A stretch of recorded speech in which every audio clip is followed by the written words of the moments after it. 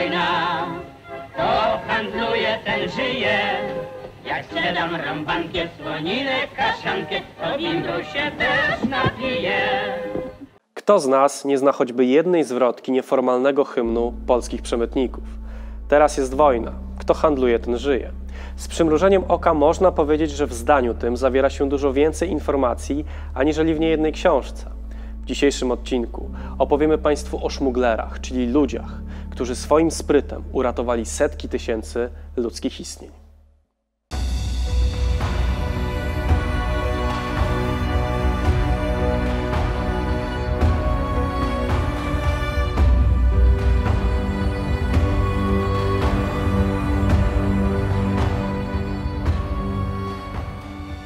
Partnerem niniejszego cyklu, codzienne sprawy w niezwykłym czasie, jest Centrum Serenada. Ciężko dokładnie wskazać, kiedy rozpoczął się okupacyjny szmugiel, bowiem stanowił on naturalną reakcję Polaków na zły stan aprowizacyjny. Jego pierwsze przejawy można odnaleźć już w pierwszych tygodniach okupacji. Ostateczne wykrystalizowanie się jego formy i mechanizmów pojawiło się wraz z upływem kolejnych miesięcy. Głównym impulsem dla szukania alternatywnych dróg zdobywania pożywienia i produktów była często celowo ułomna polityka aprowizacyjna niemieckich okupantów. Prześladowania ekonomiczne były zresztą równolegle uprawiane ze stopniowym ograniczaniem, a wreszcie eksterminacją okupowanej ludności. Celowo niewłaściwa polityka aprowizacyjna miała na celu jeszcze jedno. Zdaniem decydentów generalnego gubernatorstwa, człowiek głodny nie był w stanie spiskować i opierać się nowej władzy, bowiem jego uwagę skupiało przede wszystkim zdobycie pożywienia. Niemcy skonfiskowali mienie państwowe, przejęli handel, przejęli przemysł, a cały wysiłek przeznaczyli na cele wojenne. Oczywiście pierwszymi poszkodowanymi tej sytuacji była okupowana ludność. A było jej niemało. Liczba Polaków zamieszkujących generalne gubernatorstwo wynosiła pod koniec 1939 roku około 11,5 miliona osób, aby ostatecznie osiągnąć liczbę ponad 14,5 miliona w marcu 1943 roku. Do tego musimy pamiętać o tragicznie zmieniającej się liczbie Żydów, o 500 tysiącach Ukraińców i innych grupach o łącznej liczbie około 300 tysięcy, w skład której wchodzili m.in. Niemcy, Volksdeutsche i teoretycznie wyjęci spod polskiej klasyfikacji narodowej Górale. Zagęszczenie było dość duże, szczególnie w miastach, w związku z czym zorganizowanie skutecznego systemu aprowizacji było rzeczą niełatwą, której Niemcy nawet nie zamierzali sprostać. Pomijając trudną kwestię mieszkaniową i zarobkową, która nie ulegała zmianie nawet wtedy, kiedy wydłużano czas pracy, największą bolączkę i największy problem stanowił brak żywności. Wynikało to z wielu czynników. W ich skład wchodziło oczywiście zamknięcie na obce rynki, a tym samym sparaliżowanie handlu zagranicznego. Przede wszystkim odpowiedzialne za ten stan były jednak wewnętrzne regulacje, mianowicie wprowadzenie systemu kontyngentów i obowiązkowych dostaw. W skrócie polegało to na nałożeniu na gospodarstwa rolne obowiązku dostarczenia określonej ilości produktów w określonym terminie, a co więcej po urzędowych, czyli bardzo niskich cenach. System kontyngentów wprowadzono w połowie 1940 roku i był on kontrolowany przez Główny Wydział Wyżywienia i Rolnictwa. Pierwotnie obejmował on jedynie produkty zwierzęce oraz nabiał, lecz z czasem objął również zboże. Ta ścisła kontrola wynikała z konieczności odpowiedniego zaopatrzenia niemieckiego wojska, którego wysiłek z roku na rok stawał się coraz większy. W latach 1940-1941 kontyngenty były całkiem znośne, jednakże w przyszłym roku uległy one radykalnemu zwiększeniu. W celu skutecznego odbierania zbiorów 11 lipca 1942 roku Niemcy wydali rozporządzenie o ochronie zbiorów, w świetle którego chłop nie wywiązujący się ze zobowiązań mógł zapłacić nawet życiem. Od tego momentu chłopi musieli ryzykować i prowadzić na przykład nielegalny ubój, za który groziła kara śmierci. Samo zresztą podejmowanie kontaktów z przybywającymi szmuglerami było ryzykowne, innego wyjścia jednak nie było. Pozostawała albo śmierć z rąk niemieckich żandarmów, albo ta najgorsza, czyli z głodu. Warto jednak zauważyć, że Niemcy nie byli w stanie kontrolować każdego gospodarstwa i każdej chłopskiej rodziny, w związku z czym podobnie jak w innych sektorach gospodarki musieli korzystać z pomocy Polaków. Inwentarze kontyngentów były tworzone przez Polaków, głównie sołtysów, którzy za odpowiednim porozumieniem albo gratyfikacją, czy obietnicą wzbogacenia się, albo z czystej przekory i niechęci względem Niemców fałszowali dokumenty. Pomagało to zarówno wtedy, gdy produktów brakowało, jak i wtedy, gdy pojawiała się ich nadwyżka, którą można było przeznaczyć na nielegalny handel. Oczywiście taką nadwyżkę trzeba było dobrze ukryć lub szybko spieniężyć, czy też wymienić na inne towary. Pieniądze faktycznie były zbędne. Chłopom brakowało najczęściej różnych artykułów codziennych produkowanych w miastach, takich jak sól, nić, igły, odzież czy buty. I wtedy z pomocą przychodzili właśnie szmuglerzy, ludzie, bez których mieszkańcy miast zwyczajnie zginęliby z głodu. Kim byli szmuglerzy? Czy istnieje jakaś sensowna definicja wyjaśniająca ich profesję? Nie jest to niestety proste, a ewentualną próbę stworzenia takiej definicji utrudnia fakt, że szmuglerem mógł zostać w zasadzie każdy, kogo zmuszała do tego sytuacja. Samo słowo pochodzi z języka niemieckiego i od zawsze było kojarzone z przemytnikami i kontrabandą. Na okupowanych ziemiach polskich posługiwano się jeszcze takimi terminami jak szperak lub szybr.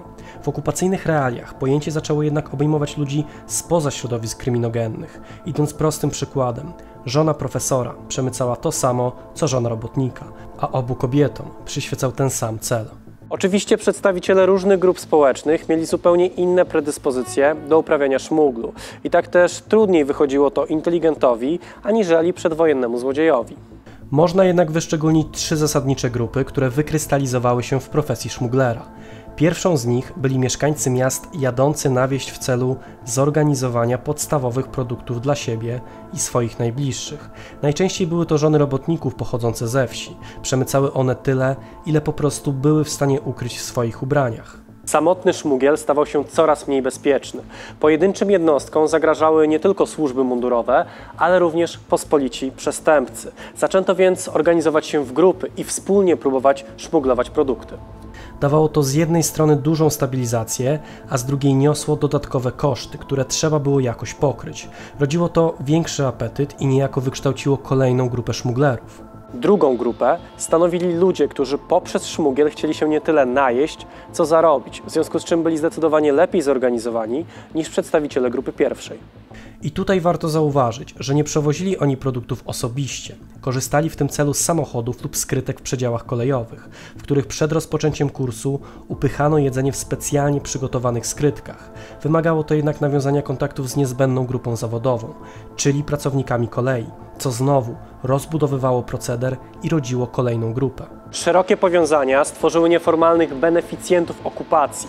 Tak też ostatnią grupę szmuglerów stanowiły grube ryby. Okupacyjni cwaniacy, gangsterzy, ludzie, którzy mieli dobre powiązania z Niemcami, którzy byli w stanie ich przekupywać, produkty przemycali na szeroką skalę, a liczyć można je tylko w tonach.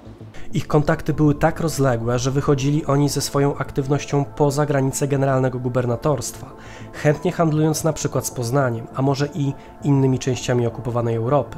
Musimy też pamiętać, że nie ograniczali się oni jedynie do artykułów spożywczych. Na szeroką skalę szmuglowali towary luksusowe i szczególnie pożądane, takie jak alkohol, papierosy czy perfumy. Na czym polegał szmugiel i skąd wynikała możliwość zarobku? Ano, ceny na czarnym rynku radykalnie różniły się od tych ustawowych. Różnice miały miejsce również w różnych miastach. Warszawa pozostawała miastem najdroższym i to tam najchętniej szmuglowano produkty. W praktyce wyglądało to następująco.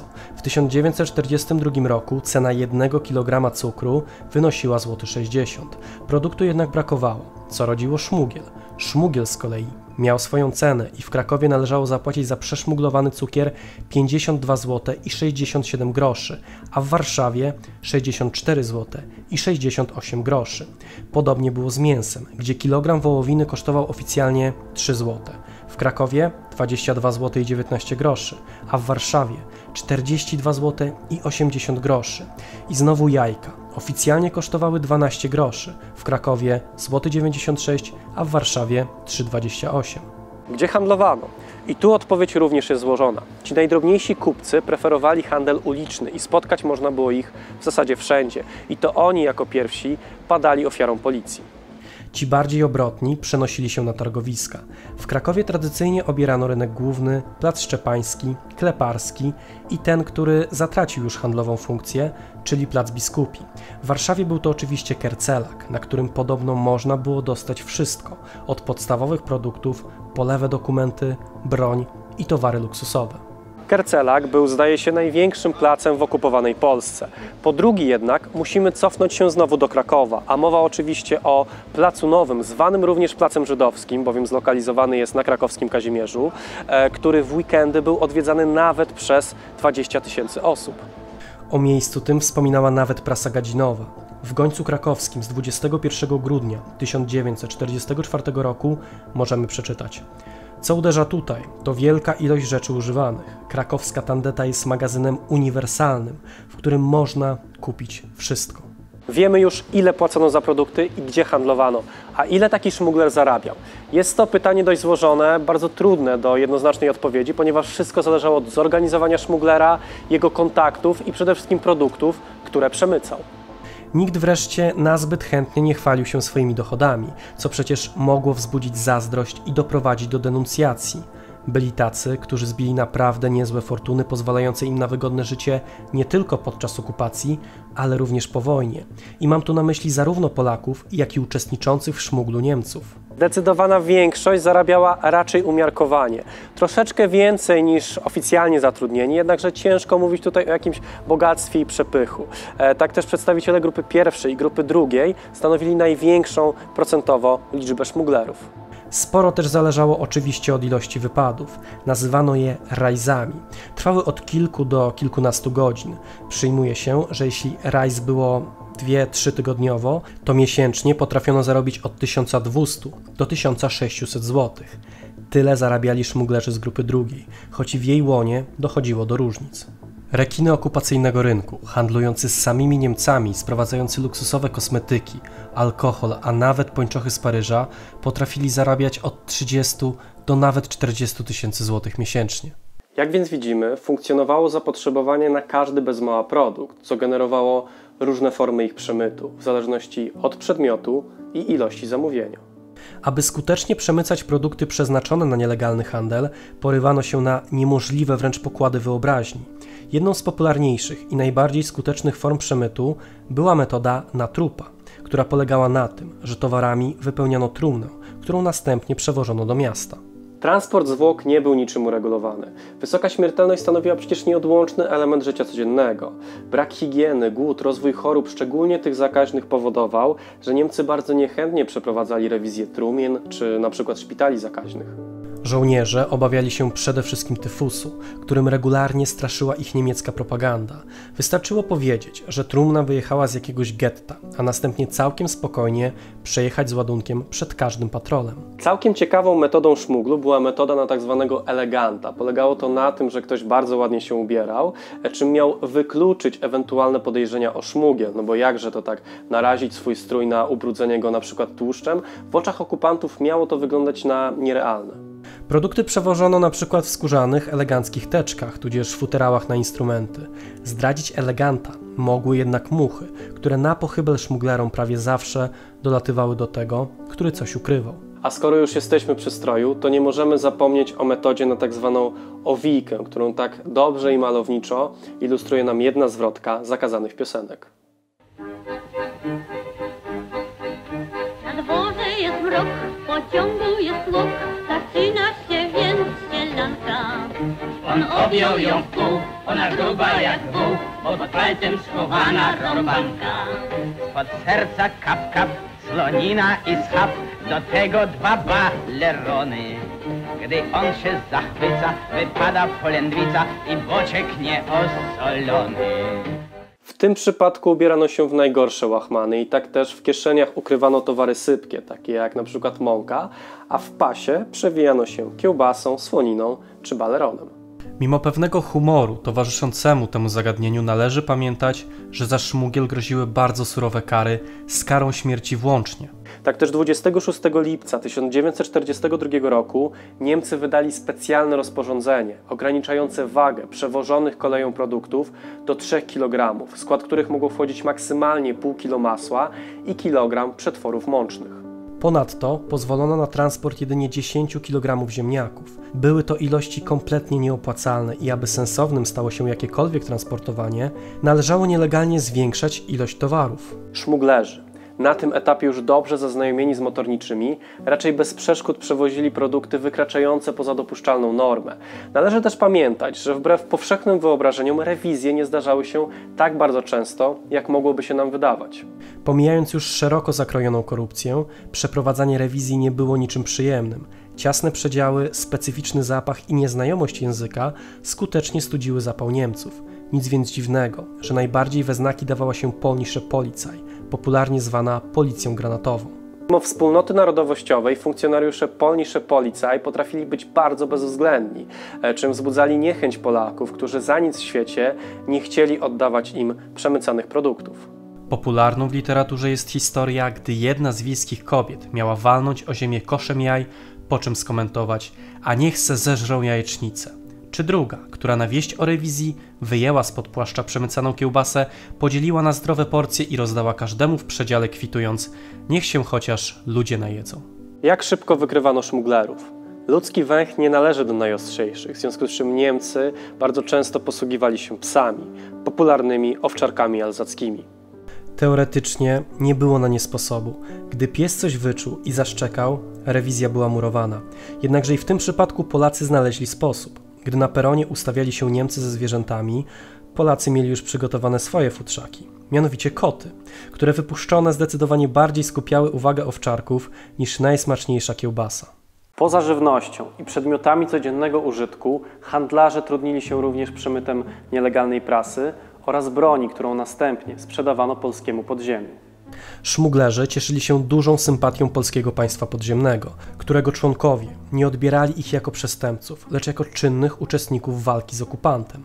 Faktycznie, warto zauważyć, że często pełnili oni rolę kurierów, przewozili właśnie prasę, ulotki, a zaprzysiężeni w strukturach np. Armii Krajowej mogli dostarczać ważne dyrektywy. Jeśli chodzi o sprzedaż broni, to paradoksalnie była ona możliwa dzięki obecności żołnierzy niemieckich, a może przede wszystkim dzięki obecności ich wojsk sprzymierzonych, czyli Węgrów oraz Włochów, którzy bardzo chętnie nawiązywali kontakty z polskimi handlarzami. Żołnierze sprzedawali im broń krótką, długą, a nawet maszynową, a przy okazji również wyposażenie, węgiel czy benzynę.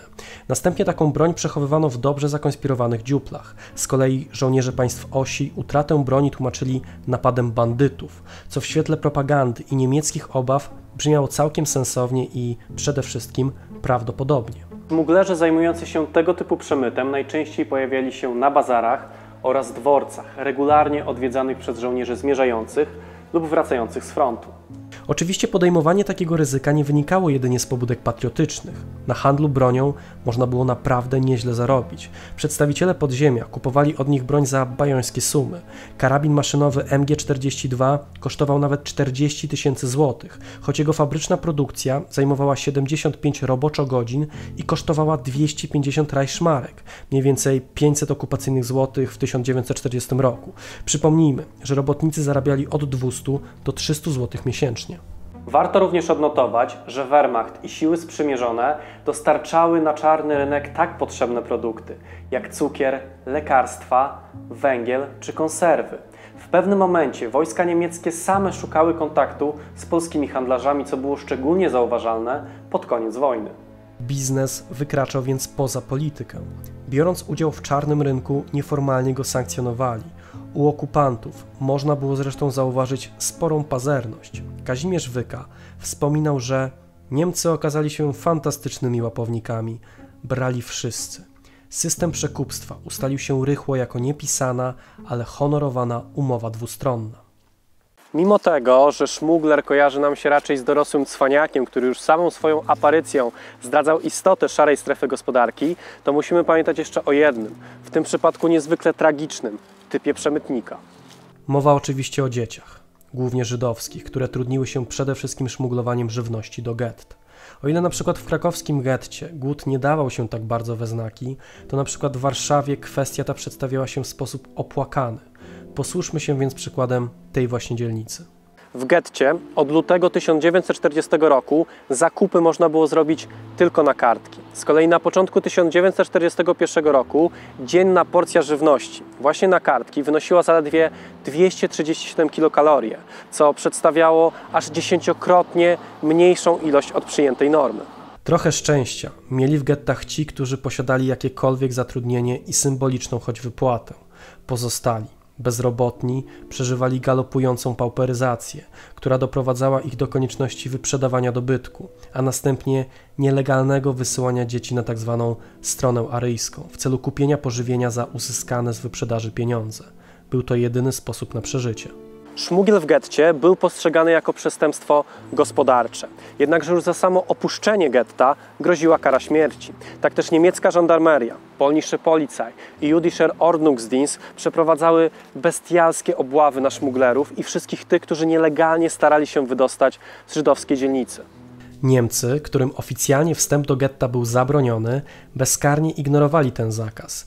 Handel z Żydami, czyli sprzedaż im żywności w zamian za futra czy pościel, również dla Niemców mógł skończyć się surowymi karami.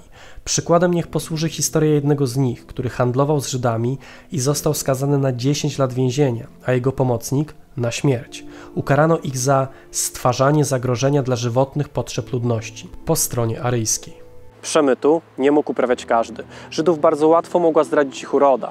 Tak też w szmuglu brali udział jedynie ci, którzy mieli tzw. aryjski wygląd. Jasne oczy, jasne włosy, które pozwalały bez trudu zdjąć opaskę i przebić się na drugą stronę getta. Mimo bardzo dużego ryzyka, nierzadko kończącego się śmiercią, nieodłącznym elementem krajobrazu w gettach były dzieci gromadzące się czy to przy murach, czy bramach, gdzie wykorzystując nieuwagę strażnika, próbowały przebić się na tzw. aryjską stronę. Młodego szmuglera można było poznać po jego stroju.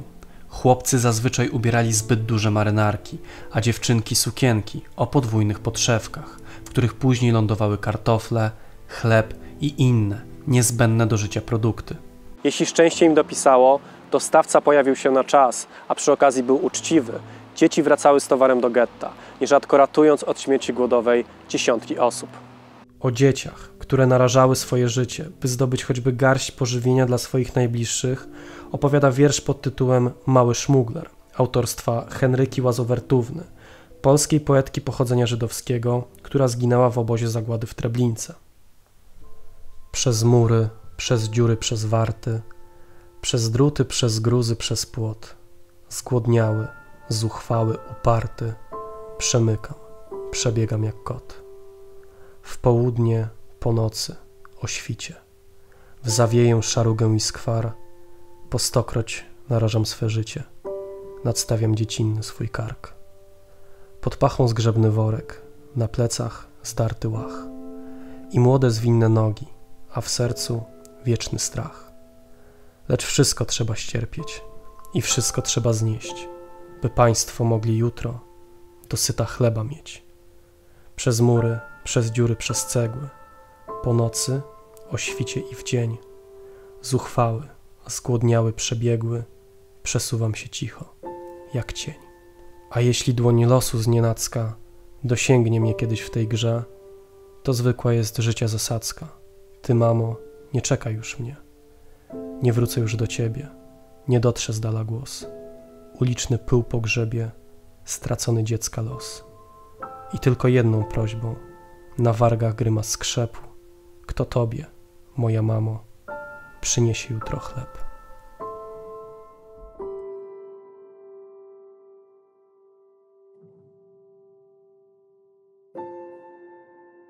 Dziękujemy wszystkim naszym patronom za wsparcie. W dzisiejszym odcinku pragniemy serdecznie pozdrowić panów Artura Kawalca, Piotra Luberę, Damiana Dziedzica, Huberta Kędziorka, Piotra Bulicę, Rudolfa Miczkę, Adriana Martynowicza oraz Michała Sapkę.